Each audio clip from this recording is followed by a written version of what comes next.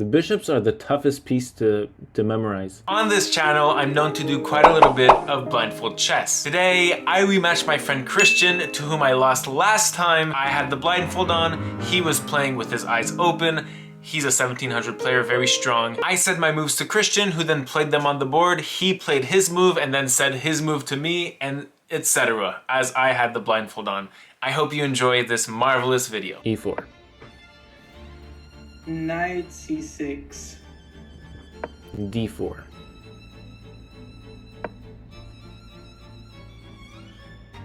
You play the Nimzovich?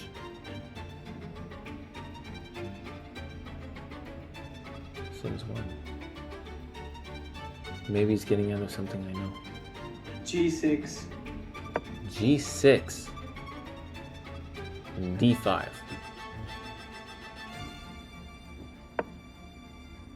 Chat, any predictions? Do I got this? Is Cristian gonna win? Or are we gonna draw? Oops. Well, it's not oops yet, but... b8. Knight B8, you said? Yes, back to the... Okay, back to the original squares. Knight F3.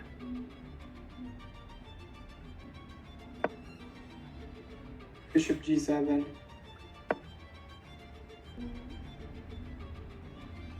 Bishop D3. D3, right? Because E3 loses the game. Adam says I didn't do a good start, but c6. C6 for you? Yes, of course. C4.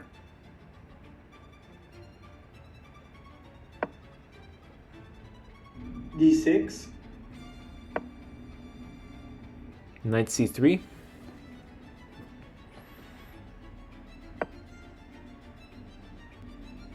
e6. E6. Bishop E3.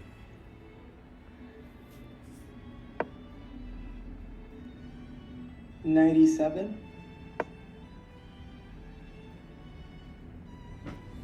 Knight E7. Knight E7. Oh, I see. Yeah. Queen D2.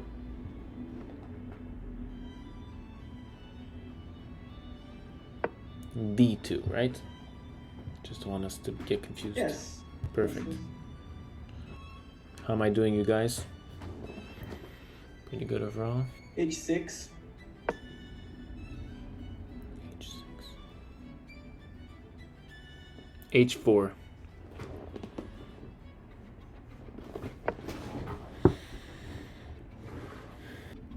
The tough part is that you have to rethink, rememorize every single move where every piece is. E takes d5.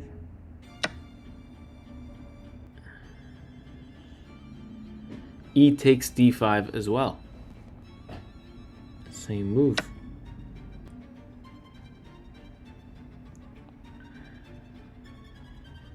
Castles.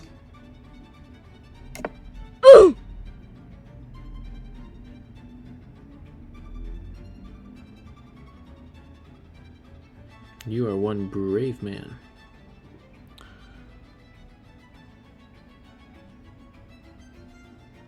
Bishop takes H6. I just realized.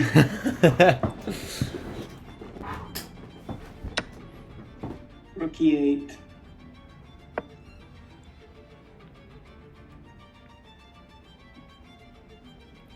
Castles. Which way? Oh, right. Short. Bishop g4. Bishop G4. Okay. This game is tense, by the way. Yeah, it is. I will 100% agree on that. Let me see here.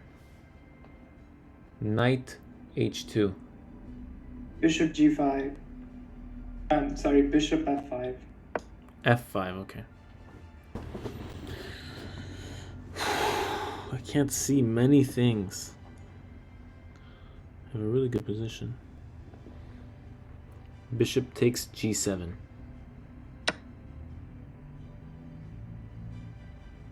King takes g7. Difficult. Okay.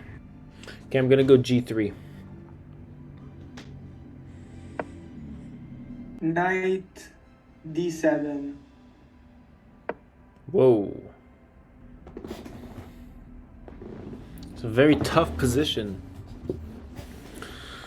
Okay. It's like I'm a pawn up, but I don't feel it at all. Knight f3. Bishop takes d3. Queen takes d3.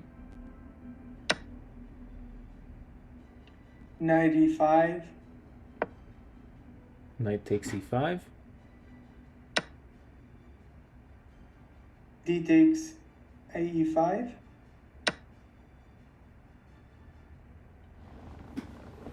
Your bishops are off the board. Nice. The bishops are the toughest piece to memorize because they have the longest reach apart from the queen. Yes, true, but the knights are super tricky, especially when blindfolded. Yes, when the knights are in the center of the board, they're very tricky. You have one knight left on e7. And I have one knight left on c3. Also correct. Rook a, d1.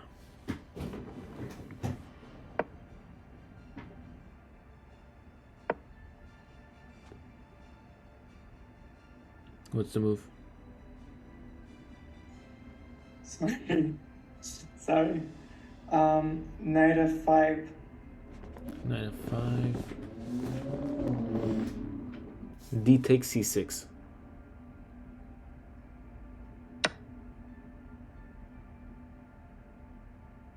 Pre-move, rook takes d3. Blindfold pre-move. What if I don't take the queen?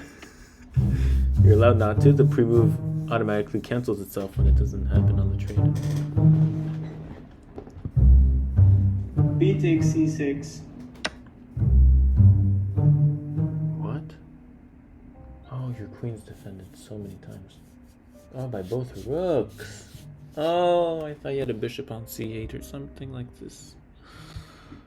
No, you said we got off the bishops. Yeah. You're right. Okay, I'll trade off a pair of queens. Queen takes d8. Which rook is he gonna take with? Doesn't really matter, so I'll take with the a rook. Okay. Okay, now we're in the endgame, so it gets easier for me, but I have to still think about where all the pieces are. So I'm just gonna do a recap of my board, okay? I have a pawn on f2, g3, h4. I have a king on g1. I have a rook on f1. I have a rook on d1. I have pawns on a2, b2, c4, and I have a knight on c3. Black has a pawn on a7, c6, and e5, and f7 and g6. And you have a knight on f5, you have a rook on f8, and you have another rook on d8. You have a king on g7. Incorrect. Incorrect. Do you want to know what's incorrect? No, you have a rook on e8. You have a rook on e8. Yeah, no rook on Yes. f8. Okay. Yes. Makes sense. Thank you. I had forgotten that for real. Okay. Wow. Okay. Knight d4. He still's got the tricks. Okay. I knew you were gonna play that just for the trick. I know, but I mean, it's not a bad move. It's not a bad move. No. Not at all. Not at all. But yeah, threatening tricks works really well blindfolded. Like when you're playing against blindfolded, so it's a very strategic move as well. King g2. 6. f6 you said? f6. Yes. f6. Okay. That makes a lot of sense. You're making a lot of sense, Chris. Okay. Knight e4. I had that highlighted for an hour. I was like, this guy play knight e4 for sure. Gotta move the knights up, eh, Chris? Knight d4, knight e4. We're neighbors. Just saying hi. Chat, any predictions? Do I got this? Is Cristian gonna win? Or are we gonna draw? What do you guys think? Rook d7. Rook d7, right? Right? Yes, it's the only rook that can d7. That can go to d7? Yeah. No, it could have been rook e7 is what I'm saying. Just triple checking. No, it's d. Okay. Knight c5.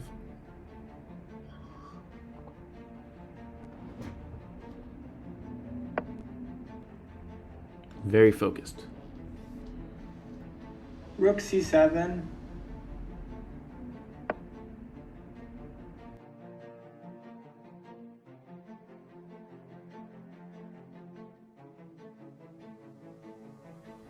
Wait, what? Oh, I found it. Oh, Chris. Right? Did I or did I not find it? Ah, he doesn't know what I'm talking about. Ladies and gentlemen, he does not know what I'm talking about. Zach, I don't see much. Okay. Well, then maybe I'm wrong. Your king is on g7. Your rook is on e7. Oh, no. Your knight is on d4. Rook takes d4, ladies and gentlemen. Yeah. Alright. So I'll resign this one. You're resigning! Yes, it's completely lost. Okay. Okay. I might have problems converting, but anyways. Perfect. Done. You resigned. Official. Yes. Okay.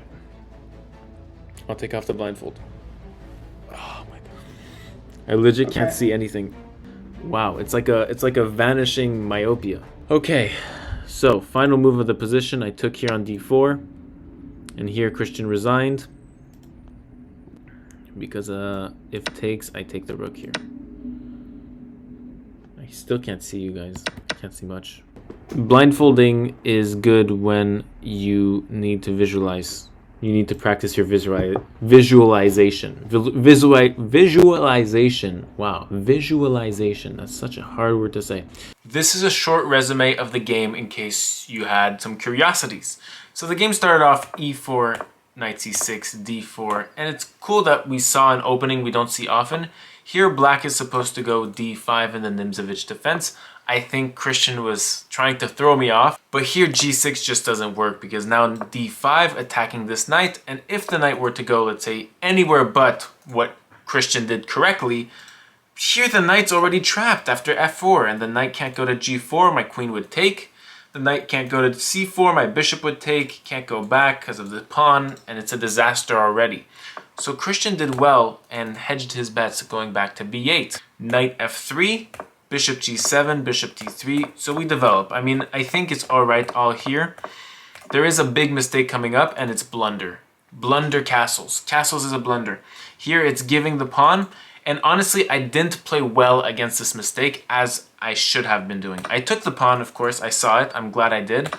But after takes, and now rook e8 threatening the discovery check, knight f5 check, winning my bishop from this rook on e8, here I panic. And there's no reason to panic. I said castles, because I just wanted to move my king out of this e1 square just to avoid that discovery check. It's a typical, very, very lower level mistake in which you're not strategically placing your pieces in a winning sort of situation. And here I should have just gone castles long. Castling long enables me to now attack the black king with a ton of freedom.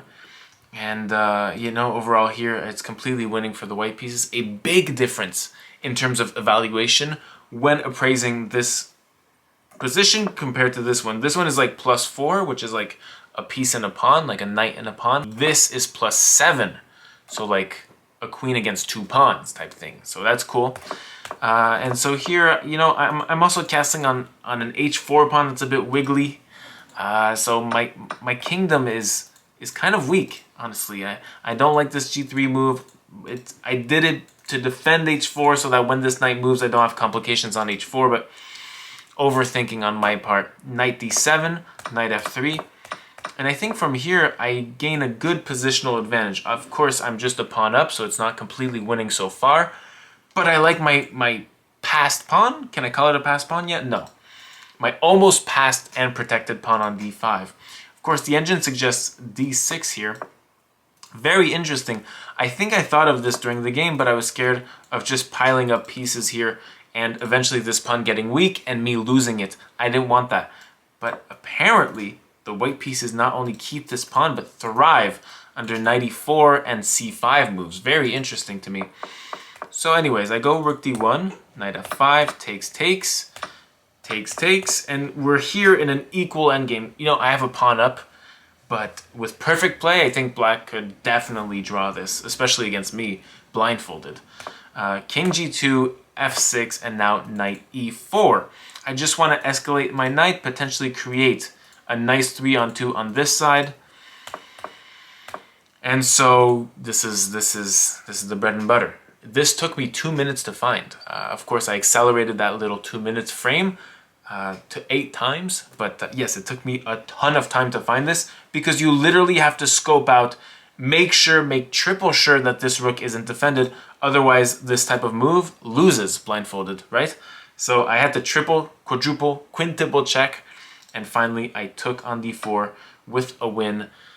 Thank you and shout out to Cristian, my opponent and friend, for playing me here. Very, very cool game. 2 quick facts about this game. Actually, the game review, I scored a 77.8. It's not bad against Cristian's 70.5. I'll take that any day.